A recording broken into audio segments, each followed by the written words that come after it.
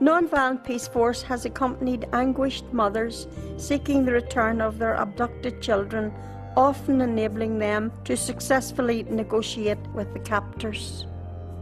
We met the parents, especially the mothers. They were walking on the road, barefoot. The tears were coming out of their eyes. Prior to joining NP's peacekeeping project in the Philippines, Atif Hamid worked as a civilian peacekeeper in Sri Lanka. They just fell on the road and they started crying that our children are taken by force in the middle of the night as they were sleeping, and there is nobody to help them. Nonviolent Peaceforce provided accompaniment to those parents, and we took them to a location where the children were being kept. Rebel group told them that they will not release their children and they can go back to their houses. So Nonviolent Peaceforce went ahead and we negotiated. Finally, they released all 26 children, and all this was done in 48 hours. We could not go to the place where our abducted children were held without accompaniment of internationals. If we confronted the armed groups alone, we could face serious consequences. Whenever we called Nonviolent Peaceforce, they would help. The parents who used to be silent when their children were abducted started taking up these issues themselves, started walking up to the training camps in groups. This is remarkable. To infuse this confidence. Recruiting the right people, those who are experienced and motivated, and providing rigorous training is essential for building a large-scale peace force. We want people who do have some international experience, but especially cross-cultural experience, because people will be working in teams that are not uniquely North American or European or from a global southern country, but a mixture. Our peacekeepers are recruited in a very rigorous fashion. Those who pass the initial screening are invited to an intensive 3-week core training. Those who remain after the core training are sent to various field sites for an additional 6 to 8 weeks of in-country training. We've been doing this core training on a regional basis in Romania, where we did joint field exercises with the Romanian army. Our core training involves a lot of role play and very rigorous experiential learning. They have to really train people to be sensitive and careful and diplomatic, and to think exactly how you communicate, everything you communicate, exactly what are the implications of every move you make everywhere you travel. You never know what you can do until you face a situation. Before every intervention, you need to think and think and think, and to see if your strategy would work, and in any case you need to have a plan B. You need a lot of motivations and lots of positive way of thinking, and also self-control and self-management. Nonviolent Peaceforce was invited to Mindanao by local civil society organisations to help them consolidate the peace process at the grassroots level. Mindanao has been in the midst of a heated conflict between the Philippine government and various armed groups fighting for a Muslim homeland.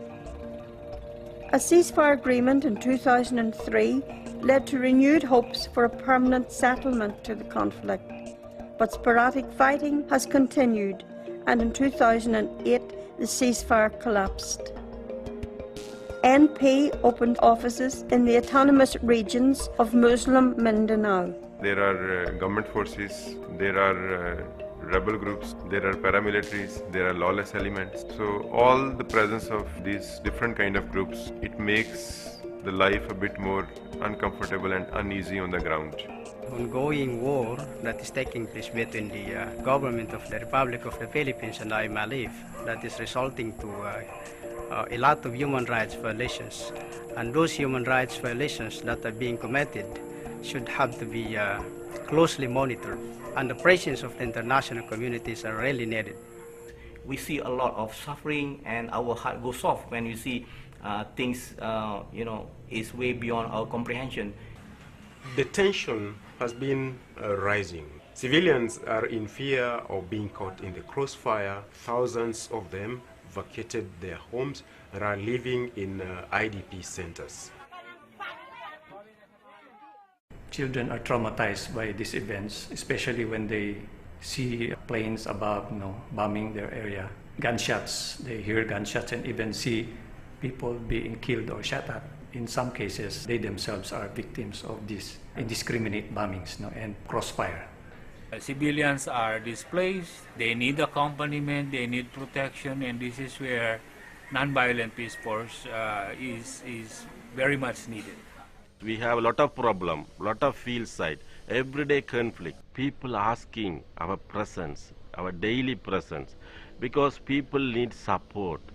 Nonviolent Peaceforce trains and strengthens civil society groups in order to empower local civilians with the tools they need to keep the peace. With their presence, it reduces the tensions.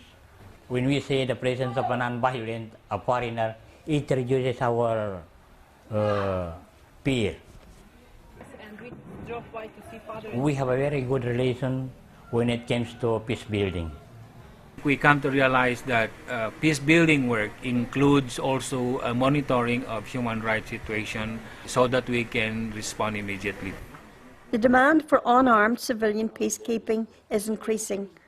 Nonviolent Peaceforce has many requests from civil society organisations in areas of violent conflict, and there is a constant demand in the Philippines and Sri Lanka for more peacekeepers. It's not only the job of the military, it's not only the job of the police, it's not only the job of the local constituents or the local officials or local government units to solve the problem, but it's everybody's job. We hope that peace will exist in our Bangsamoro homeland. Until and unless we empower people to understand the value of a culture of peace, the value of nonviolence, I believe that peace can be broken again and again. We're not romanticizing these concepts. This is hard-nosed hope that's been fostered in some of the most violent places in the world today and is working. And there is growing recognition and, more importantly, a deep understanding among people that this is not only working, but this is the way that we have to go. You didn't see the people of South Africa giving up the struggle just because in a demonstration or in a moment they were repressed by the police. This isn't an activity, this isn't an event or a campaign.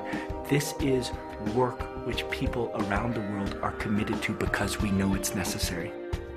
It is being documented and shown that if we work at the community basis, if we work on prevention, if we work on deterrence, we can have a major impact in stopping war.